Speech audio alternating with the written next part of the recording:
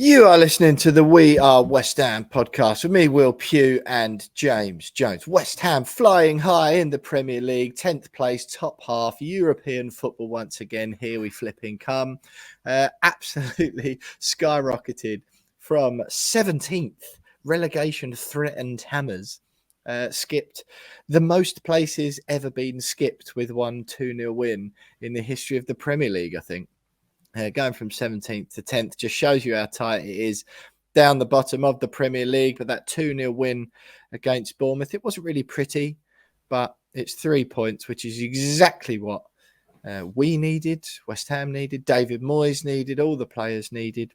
Probably not what former West Ham midfielder Gary O'Neill needed as he tries to keep his job. However, it come off the back of a performance at Anfield. James Jones is already labouring under the delusion that it was a really good performance and deserves praise. I, on the other hand, am one of those weird football fans that thinks the sport is about scoring goals and getting points. James Jones, brilliant to have you back. We'll do a bit of a brief overview of your week first before we get into personal stuff. What are your sort of thoughts? How are you feeling? We said last week, I think, that 4 points would be an absolute dream, but realistically, as long as we get 3, that's okay. We have come away with 3. How are you feeling? I'm feeling good, mate. I'm going to call you out on what you just said there. Already. What I mean. Yeah, of course, football is all about scoring goals and winning points. But you can acknowledge Anfield. You could acknowledge a good performance when you see one, regardless of whether you win or not. Especially when it's against a side like Liverpool. I know they're not in good form. Struggling Liverpool, who were at a ground that we've won once in like 60 years. Like, let's just chill out a little bit, mate. Let's just chill out a little bit. Like, I thought it was a very good performance. I know we'll get into it in a little bit. Very good. Do you know what those words mean? Particularly in the second half, I thought it was a very, very good performance.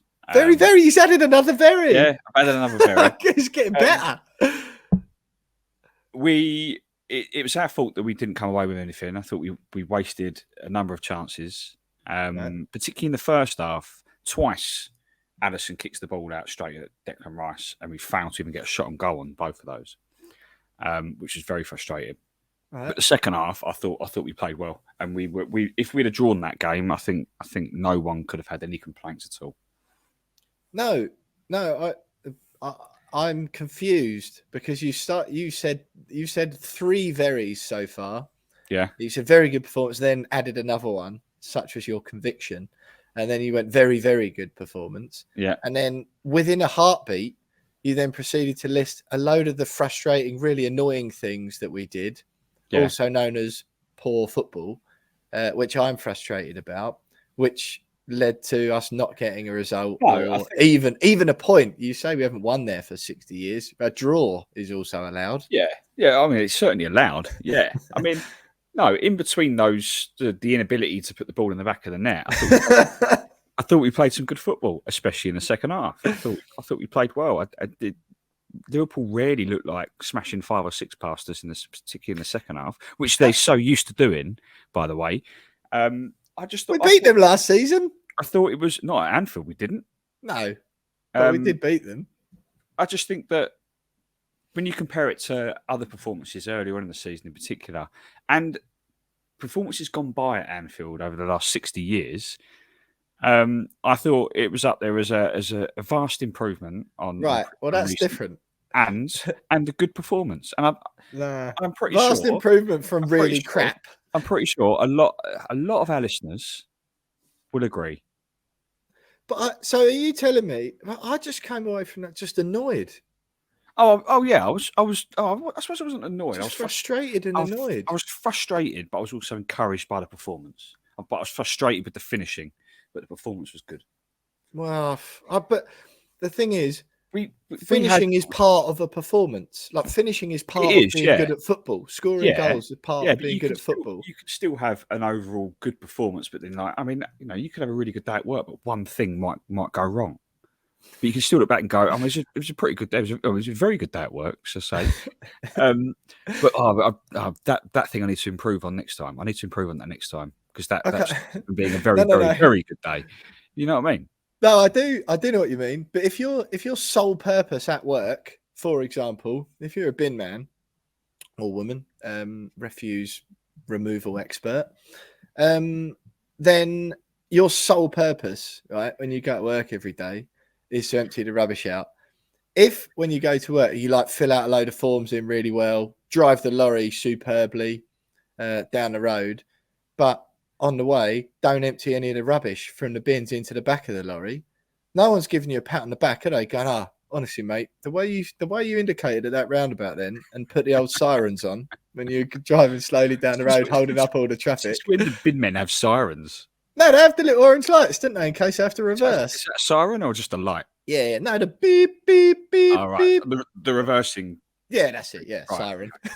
Okay, Yeah. So what I'm telling you, if all the other stuff around, like the ultimate purpose of emptying the rubbish into the back of the lorry is done really well, but at the end of the shift, everyone down Acacia Avenue has still got full up black bins full of week old food and wrappers and whatever. No one's giving anyone any applause. They're getting onto the council going, "What are you doing? Dock their wages. The job hasn't been done." That is exactly what happened to us at Anfield. I know what you're saying. We drove the lorry well, didn't empty any rubbish into the back of the proverbial West Ham lorry. I know what you're saying, but I thought the overall performance was good apart from the finishing. We played well. The build-up play was good. We defended well. That's like wheeling the wheelie bins up to the back of the lorry, just about to pour them in, and then you drive off. And you can graciously wheel a wheelie bin up to a bin lorry, and someone might go, "Cool, he did that well." Shame you didn't actually empty the bin, but you did that well. You just left the bin in the middle of the road, full up. Well, yeah, but I'm sure there'll be listeners that will go, "Yeah, no, James is right." There'll be listeners also, probably not as many, going, "Yeah, Will's got a point as well." But yeah, obviously Jared Bowen missing a penalty in the second half wasn't ideal. Cost us, but yeah, we had 8 shots on goal at Anfield. Only one team this season has gone to Anfield and had more shots, and that's Man City. So we had enough chances to take something away from the game. You have to play well to create chances at Anfield because it's Anfield. Man City lost there as well, didn't they? Yeah, but Man City has got a squad built of like, I don't know, just like cost what, like the equivalent of like the economy of like 10 countries, right? I don't even know why I said that, but it's the economy of one country, to be fair. But maybe, yeah, I'm with you. That's very true. So yeah, you'd expect them to have like 18 shots on goal at Anfield, right? We had eight. You have to play well to have chances at Anfield. Yeah, you do, and unfortunately, we played well up to the point where we didn't actually convert those chances. Right.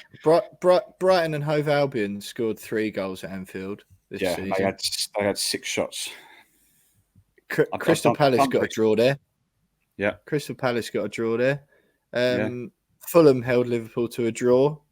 And the mighty, all-conquering Nottingham Forest beat them 1-0 on the weekend. Liverpool were there for the taking. Liverpool were there for the taking. No. Liverpool were there for the taking. They've been playing terribly this season. They weren't very good against West Ham, and we've only got ourselves to blame for not getting a point. All of this, it's a really difficult place to go. It wasn't at the moment. We should have done better. Fair enough. So Bournemouth. So how happy are you about Bournemouth? Because we won that game, so we must have played incredibly well. Because I don't think we did. Well, no, we played better than we did at Liverpool for sure. No, I don't agree with that. Because we scored twice, had most of the ball. They didn't get a sniff, and they didn't. So what it is with football? So the opposition, they didn't score any goals against us, and we scored 2 against them. Yeah. So we get 3 points, move up the table, and okay. Should we leave this to the actual reaction section? Yeah, perhaps. I think this has served as a superb intro. Although while we're on bin men and bin lorries. With the large amounts of rain we had over the couple of weeks, one of the drains near our bins where we go and throw the rubbish out to burst, and there was all open sewage all over the entrance to the bin shed in our block the other day. Just Sounds little side really, note. really inconvenient. It was actually horrendous, actually really, really terrible. So just I know people like to hear a little bit of a glimpse into our glamorous lives that we lead alongside our views on West Ham. So there you go. Right, Jonesy, let's move on. We'll look back to that Bournemouth game in more detail next.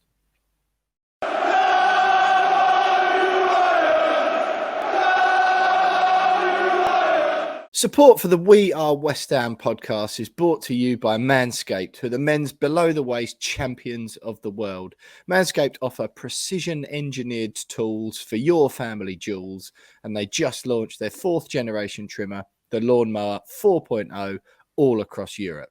And to add to that, we've got our hands on the quality Weed Whacker nose and ear trimmer, so we're well on our way towards looking as well-groomed as West Ham do under David Moyes. Clean, tidy, and looking absolutely fantastic on weekends. Jonesy, we got our hands on the performance package from Manscaped, which has got loads of absolutely quality bits of kit in it. And I think you've got yours there. Yeah, so I've got the performance package here. I even throw in a free toiletry bag as well, which Happy days. Can't go wrong with that. So first up, we've got the Lawnmower 4.0, a lovely bit of kit. Where's the camera? There it is. Turn it on. You've got a little light for your dark spots, just in case you can't see certain bits. Very, Not very helpful. Easy, is it? Seeing Exactly. So that's got that's waterproof. It's it's very, very nice on your skin. So well worth a go on that one. Vouch for that personally as well, 100%. Jonesy. That's very good bit of kit for the job. Me too. Weed Whacker. When you're getting old, a little bit like me. You get hairs popping up in places you don't really want them, and they're very persistent. They keep coming back, so this does the job for that. I actually found one out my ear the other day, Jonesy, and I'm not even 31 yet. It's not ideal. I'm 34 and a half, and it's a struggle, mate. It's a struggle. So this stays close to me in the mornings. At all times. Yeah, particularly in the mornings when I'm in the bathroom, just in case I find anything. But the good stuff in here actually is pretty good. We've got Crop Reviver. That is refreshing ball toner. Just keeps things nice and soft after you've done all your grooming, and then you've got ball deodorant. Keeps things smelling lovely, just in case you need it to smell lovely. So yeah, really, really good. Which always helps, doesn't it? I mean, yeah, you want it to smell nice, don't you? So exactly that. All really, really good. Pocket inside the bag as well. You even get some mats to keep things clean and tidy when you're doing your grooming. So all in all, the performance package gets a massive thumbs up. It's a superb bit of kit and well worth it. Happy days. Well, we've all been there, Jonesy, haven't we? We're 6 weeks out from Christmas at the moment, and we've all spent time wondering what to get for our dads, uncles, brothers, granddads, cousins, when you just have not got a clue what to buy the blokes in your life. So we would definitely recommend, lads, joining the 2 million men worldwide who trust Manscaped, who we've teamed up with to bring you 20% off and free worldwide shipping with the promo code MASSIVE at manscaped.com. That's massive as in West Ham are massive at manscaped.com for 20% off and free worldwide shipping. You wouldn't stick a goalkeeper up front if you were a manager, so why choose anything other than the right tools for the job when it comes to your grooming regime? Trust us, you won't regret it.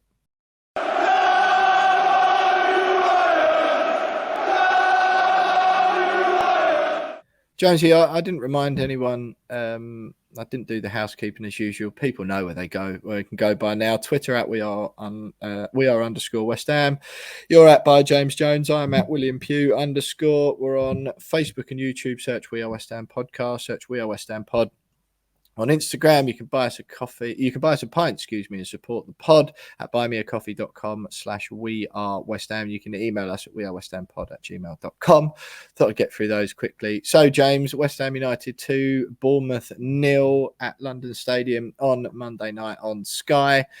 Not necessarily an all-time Barclays classic that we will remember for the rest of our days, but a very, very, very, very, very important 3 points, in my opinion. And I know we were larking about at the beginning, but to be quite honest, it wasn't. I won't remember it forever. I think we were very sloppy going forward, and we were fortunate in the fact that Bournemouth didn't offer anything until I mean, they perhaps ranked it up into third gear, like towards the end when they had nothing really left to lose and they just threw everything at us, but it still didn't look that scary. So a much weaker Bournemouth team than I was expecting. Not a classic, but 2-0 clean sheet. I just it just felt really important, and I'm really glad we got that, because I think the difference on that one result and in the narrative afterwards among fans in particular would have been terrible if we'd have lost or even drawn that game. But as it's not, we've got a very important win, moved ourselves into the top half, and it's sort of all smiles ish. Yeah, I agree. It was massive 3 points, really. It was weird because it's particularly with like 15 minutes to go before we got the penalty. The guy standing next to me went, "You'd be forgiven for thinking that Bournemouth were the team winning 1-0 at this stage, because they weren't really trying to attack us. Like, it was like, hang on, are we winning or are they winning? Because we're the only team that actually look like they want to score a goal, and we've already got one." Yeah, it was a little bit odd, and I expected better from Bournemouth given the performances they put in this season. They've had some good results under Gary O'Neill. I just expected a tougher test. And Ditto. And it just kind of didn't really. Well, I mean, I know they lost their goalkeeper Neto and they lost Solanke as well to injury. Even before Solanke went off, he didn't really offer a great deal up front. They had about 45 people go down with injury, didn't they?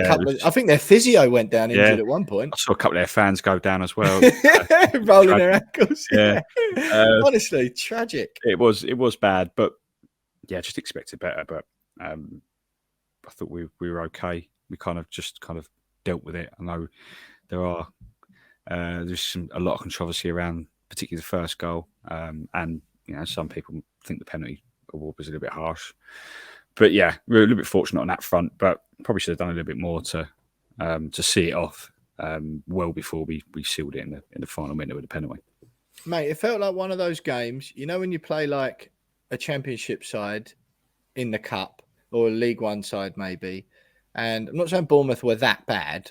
Well, they weren't good, but they were still like obviously Premier League side, whatever. But it just felt like one of those games where the ease with which West Ham were winning the ball back and finding themselves in possession in Bournemouth's final third almost led to that, like a little bit of a sloppy attitude in the final third, because it was like, oh, well, another chance is going to come along in 5 minutes. As they kept doing, to be fair, we kept getting the ball. They were like, well, they're offering nothing going forward, this team. So, and it almost breeds a bit of complacency. And I think, and when it was going forward, there's a sort of lacked a bit of sharpness or a bit of decisive decision-making or whatever. Decisive decision-making. Is there another way to... Decisiveness? Is there another type of decision making? Isn't decision making in its very nature decisive? Lazy decision making? Yeah. No, I suppose, all right, fair enough. Anyway, it's just a complete and unnecessary sidetrack. I think, and it just felt like the players were just like, well, it almost felt a bit training sort of level. And it was just a bit annoying. You feel like if that Bournemouth team had turned up at Manchester City, like, it looked like the Bournemouth team that turned up to Liverpool and conceded 9.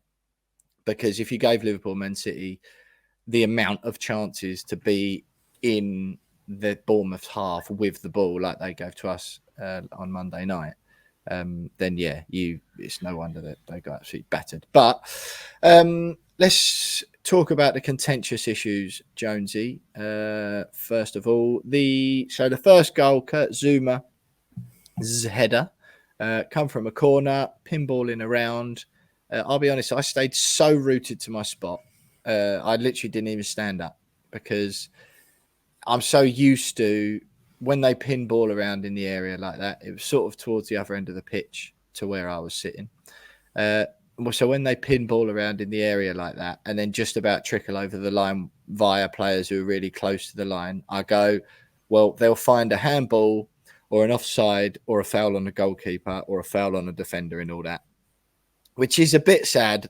Doesn't say much about VAR, but I was like, people around me were cheering. I was like, yeah, like just waiting. Like, here we go. Obviously brilliant to see it given. Seen the replay since. Thilo Kehrer trying out for Germany's beach volleyball team. I think in the build-up we have slightly different views on this, I think. But yeah, ultimately the ball comes in, it's pinballing around. Thilo Kehrer has his arms crossed over sort of in his lap region. It clearly hits him on the arm. He appears to be turning his body, whether it's deliberately on purpose at the same time, which makes it look a bit more deliberate. Your thoughts, please. Well, it happened right down in front of us, so I definitely knew it wasn't offside. And at the time, I was like, "Why are they checking handball?" Like, we could quite clearly see there was no handball there. But obviously, we were behind where Kehrer is, so we obviously couldn't see what was going on in front of him. Just watched back the replay properly this morning, and I can see why some Bournemouth fans think he was playing volleyball, but I can also see why Mike Dean, as VAR, saw it as accidental or not deliberate. If the footage of him from the front of him looks like the ball just come down on his arm, he's keeping his arms close to his body, but the replay from behind him shows a body movement that suggests that he's kind of tried to use his body to try and force the ball away from him while using his arm. So two different angles, potentially two different outcomes. But when you've got that, it's like, well, does that make it a clear and obvious error when it's still contentious as to whether it's deliberate or not? Is it a definite deliberate handball? No, because the hand is down by in front of him. So yeah, I think that they probably made the right decision. I can see why Bournemouth fans, Gary O'Neill, Bournemouth players were upset that it was given. But I can see why they did give it. I'll be honest, mate. I mean, to me, it's one of those things, and I always ask myself, does that make football better or worse? Whenever people go, oh, that wasn't a foul, that was a foul. Most people don't understand the laws of the game anyway, so they don't know whether it should have or shouldn't been like 100% per the laws. But what I always ask myself is, does that being a foul make football better? Like Hugo Lloris on Callum Wilson the other day, right? I'm glad that was given as a goal, not just because it was against Tottenham, because I think that makes football better. The goalie it was a 50-50. They ran into each other. The goalie throws himself to the floor, thinking he's going to get the protection he's often afforded. Wilson chips it in. Great goal. Glad it stood. This is the view, by the way, a friend of the show and former Premier League, friend of the podcast and former Premier League referee, Mark Halsey, right? West Ham defender Kurt Zouma's opening goal was correctly awarded by David Coote, the on-field ref, and then the VAR, Mike Dean, as you mentioned. The ball did hit the arm of Thilo Kehrer in the build-up, but he was not the scorer, and his action was not deliberate as per Law 12 handling the ball. Kehrer had his eyes closed, and his arm was in a natural position tucked in front of his body. The play continued, and Zouma headed home for a good goal. Mike Dean automatically checked the goal and agreed that Kehrer's action was not deliberate, so Bournemouth can have no complaints. And on the late one, Jordan Zamura conceded a late penalty when he made himself bigger and handled Vladimir Sufal's cross. We'll get onto that in a minute. So I personally find it hard to believe that was deliberate by Kehrer, because it looked like he twisted. And I agree, his arms were down by his body. And he didn't make his body bigger, which is one of the rules. But he appeared to me to have twisted and spiked it up. And so answer me these two questions, Jonesy. One, if that had happened against West Ham, what would your stance be? I'd have been annoyed. I think I'd have been annoyed. Furious. Yeah, I mean, not as furious as some of the VAR decisions that have gone gone our way earlier in the season. That's not what I'm asking. I think I probably wouldn't have been furious. I'd have been like, okay, that's really annoying. We've seen those goals given. Okay, I'd have been furious. Secondly, then, do you think that being allowed to stand as a goal, regardless of whether it's deliberate laws or whatever, do you think that makes football better as a game? Ignore the fact he had a claret and blue shirt on, because I know what your brain's trying to tell you to do. No, it's a difficult one because we don't know whether it was deliberate or not. If it's a deliberate handball... Sorry, that's not what I've asked. No, if it's a deliberate handball, then obviously not. It doesn't make football better. But if it's accidental handball and the fact that his arms are in front of him and not, he hasn't made himself bigger, then, and he's not the goal scorer, then You've just read back the laws. That's not what I said. That action, do you think football is better for that being allowed to be a goal? Then that yes. One? Yes. Right. Okay. Yeah. Okay. Well, that's fine. This is a podcast of opinions, not always differing. In this instance, completely differing because it's hit both of his hands, and and then bounced up and he's headed it in. So yeah, look, that's that one anyway. But a bit of fortune. I do feel like finally the VAR stuff has balanced it out for West Ham now, particularly after we got that penalty at Anfield. I mean, the fact we didn't score it is one thing, but the fact we even were awarded it in the first place was stunning. Do you have anything else to add before we move on to the second decision? Is it going to add anything to the? Not really. No, it's just as I briefly mentioned before. Like it's good. It just feels nice that we're on the right end of these controversial VAR decisions for once. I mean, we've had a lot this season, haven't we? We've spoken about it a lot. And yeah, I've just seen some poor Bournemouth fans on Twitter going, "Oh, VAR's a disgrace," and I remember tweeting that about 6 weeks ago. I know exactly how they feel. I know where they're at. And I feel sorry for them. But it's gone our way this time, and we did also say this after the Fulham game, Jonesy. Yeah, but because I've had a moan a lot this season about VAR, I'm going to side with Bournemouth and say that they should feel hard done by that one goal. Super. That is exactly what I want to hear from you, James. By that one goal, I can understand why they're feeling hard done by. Yeah, well, when you what's it called? Admit that your team was on the end of a fortunate decision, that I think gives you the right to moan. Whereas I think, perhaps, and you'll forgive me for saying this, I hope, you may have had a tendency in the past to, with any decision, just put claret and blue glasses on. No. If it's for West Ham, then you're like, nah, I don't know what the opposition fans are moaning about. This is absolutely totally fine decision. When it's against us, there's a conspiracy. I said that after the Fulham game. They could have been annoyed about one goal, the Fulham fans, in that 3-1 win for us. And it was the third goal, the one that didn't really have to count. The one that Michael Antonio scooped up with his hand then as well. That's the one goal. But like, even if they do rule that one out, we've still won. So I really don't know what they're moaning about. Like, chill out, guys. But the others were fair enough, fair play. Not if you ask Fulham fans, but yeah. No, obviously not. But yeah, I can understand why Bournemouth fans have woken up this morning and they're not very happy. No. Right, let's move on then. The second one, Jonesy. Penalty. Yeah. Penalty. Yeah. Okay. Those sorts of decisions where the player's sliding in the cross and it hits his arm, they're given like 99% of the time. Especially if his arm's up in the air. Obviously, he can't do anything about his arm being up in the air because he's using it for balance while he's sliding or whatever. But the ball it doesn't hit his hand. The cross goes into the box. He's in the area. It's a penalty. They're almost always given those. I rarely see those ruled out. Yeah, there was a bit of, but again, former Prem ref Mark Halsey saying he made himself bigger, so is a pen. The close proximity thing has been mentioned a couple of times for incidents like that haven't been given in a couple of games. Does seem a little bit of inconsistency, but look, we deserve to win the game, whatever happens. We might have been on the right end of a couple of fortunate decisions. I would say those were like 60-40s that went in our favour, just like the Southampton referee one was. So yeah, a little bit of luck that perhaps we deserved last night. Just a quick one, James. I'm going to spot. I normally swerve this one because I can't be bothered with it.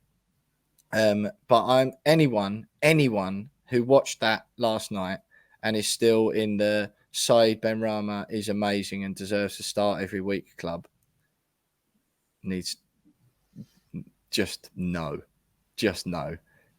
It was the most infuriating experience of my life. I'm not saying he's the worst player on the pitch, by the way. Ben Johnson had a stinker. Souček, not good again. Few important tackles late on, which kind of salvaged his performance a little bit. Flynn Downs, I thought, was good. Fabianski did what he had to do, as he always does. I thought Zuma was man of the match. Honestly, and I understand why. I've got it now. I know anyone who thinks Benrahma's good, the reason they think he's good is because he gets into spaces and he does the hard bit really well, which is getting into positions. He plays 1-2s. He's silky. His control's good. He finds space for himself where others may not. He makes tight little turns, which sell 2 or 3 players in difficult areas of the pitch. But the bit he does do, he is outstanding at wheeling the bin up to the back of the lorry. No. But when he gets in the money-making positions... Wait, he scored last night. He scored against Bournemouth. He did his job. He did his job. He did his job. He put that... I was so annoyed with that bin in the bin lorry. He emptied the bin in the bin lorry. Right? You can't... Have you seen my Twitter feed from last night? Did you see my tweet? I haven't, mate. I tweeted once last night. Right. And it was quote tweeting West Ham's photo of Said Benrahma, and all I put was very good tonight. Oh, did you? Yeah. Oh God, I didn't see that. I didn't see that. Yeah, I thought he played well. Mate. Honestly, I'm telling you, the amount of time he gets into really good positions, mate. He's frustrating. He's frustrating. He sailed so many crosses. He overhit so many crosses. He's shooting from areas where the whole crowd are going, shoot, but he's 30 yards out, and they go over the bar and they go wide, and people are clapping and going, oh. And I'm like, screw your heads on, everyone. Screw your heads on. He wears bright yellow boots and does a couple of step overs. He does 1-2s well, and he does the hard bit well, which is what makes him so much more frustrating. But you can't. It must have been because we sat at virtually opposite corners of the stadium last night, and that you couldn't see all the shambles stuff that he was doing in front of me, and perhaps I couldn't see all the really good things that he was doing in front of you. Yeah. That must be it, because I'm telling you, my side of the stadium, he was terrible. I thought he played well. I mean, yeah, he's a frustrating player, but I think we also should acknowledge that when he plays well, and I think against Bournemouth, I thought one of his better games. He wasn't outstanding by any stretch. He wasn't outstanding. He wasn't the best player on the pitch. He wasn't the worst player on the pitch. I thought I agree with that. By Said Benrahma's standards, where we're so used to him being 90% frustrating, 10% good or bad, right? I thought he was just a lot better. He was a lot better. He was a lot less. But you're saying he was a lot less bad than usual, which is what you said with Anfield. Our views on this are different. You are willing to praise West Ham and Said Benrahma for being less bad than usual. That is not good. That is not good. Anyone listening's going, yep, he's right. That is exactly Jonesy right there. No, you're twisting it. That is what you said. That's like saying you could play really, really well and win 5-0, and you go, oh, you're clapping us because we were less bad than winning 6-0 that time before. Sorry, like that would be less good than winning 6-0. Yeah, that's what I mean. I mean. I don't like. You can praise him for playing well, and I thought he played well. I don't understand why. Why you're. I can't believe. Honestly, I'm actually a little bit not disappointed. It's a shame that it's you, because I really, really, really didn't want to. You're the first person I've spoken to about it. Like, my dad was like pulling his hair out, and he hasn't got any anyway. And yeah, everyone, like, it was unanimous. Maybe it was a stadium side thing. Listen, mate, I just had to get that out there. And I know people will come at me two-footed, which is why I normally avoid the debate, because I find that it's going to be people have a blind spot for him. It's happened a lot this season where people are going to be coming at you. You had what's his face on YouTube. Do you even watch the game, Pew? The LES. Well, I was literally, I was in the stadium. It was categorically undeniable that I watched the game last night. Perhaps it's better I don't, because then I might think Said Benrahma was good. Anyway, James, come on, we've got to move through this. Let's talk about the 1-0 defeat at Liverpool, and you can tell me why that loss was so spectacular next.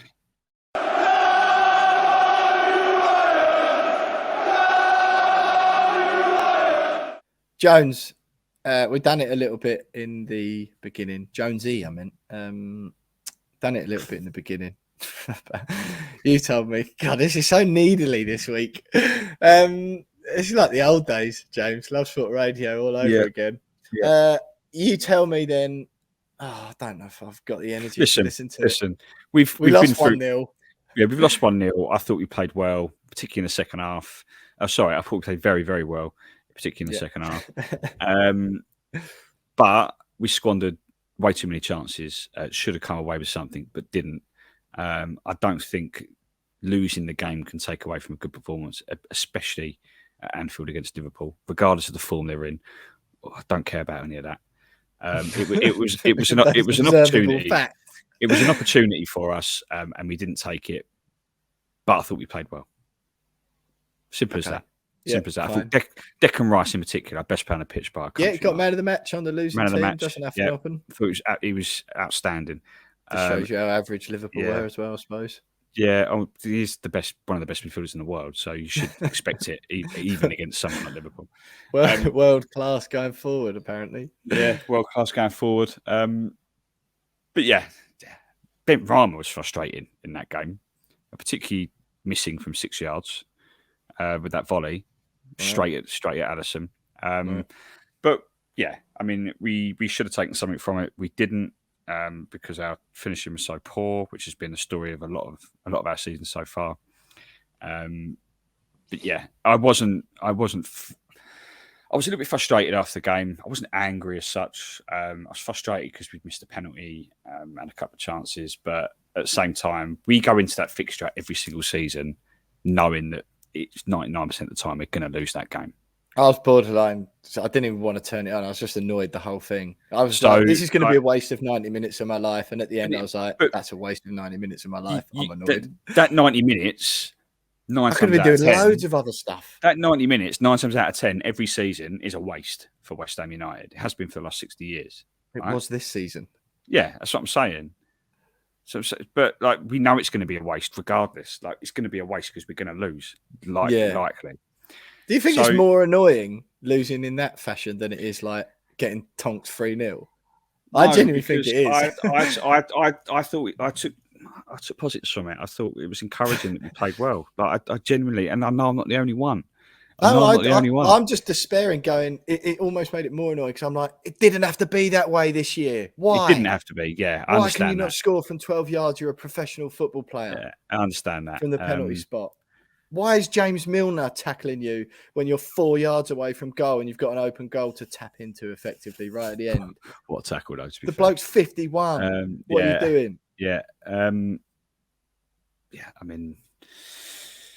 Jared Bowen, by the way, was never, ever scoring that penalty. Oh, yeah. Years. Yeah, I'm screaming at TV game. You've got to give that a penalty, even though it was a dubious penalty. I'm going, it's penalty, it's a penalty. Gave it, weirdly. Stunned that it get given, even though in the back of my mind, even though I'm calling for it to be given, in the back of my mind, I'm like, there's no way that's given. So I was so shocked that he did it. But as soon as he steps up, you know he's missing in front of the cup, don't you? It's just 100%. So he's going to miss this. You just know it. Yeah. You could just tell, couldn't you? His whole body language. He was so aware he was in front of the cup. And like the last couple he's hit have been really good. You could tell he was overthinking it. Virgil van Dijk scuffing up the penalty spot. Don't know what difference that makes. No. But I'm just like, just blast it down the middle, mate. Please blast it down the middle, please. And just easy height. Opens your body up, proper readable. Like world's easiest save. Just, so predictable. Just fuming with that game. Listen, mate, that's almost a week ago now. So long history. We did get told, didn't we? Robin Punter got onto me in the week on Twitter. I don't think I got back to you, Robin, so apologies for that. But he did get back to me, making a fair point, saying how much I've been banging the drum about streamlining the podcast this season, which we have tried to do, to be fair. And that last minute week's episode, and I quote Robin, was a healthy 2 hours and 9 minutes long. But to be fair, we had 2 games to look back on, 2 games to look ahead to, which is what we've got this weekend. But the Liverpool one was a week ago. I'm sure you've all digested it already.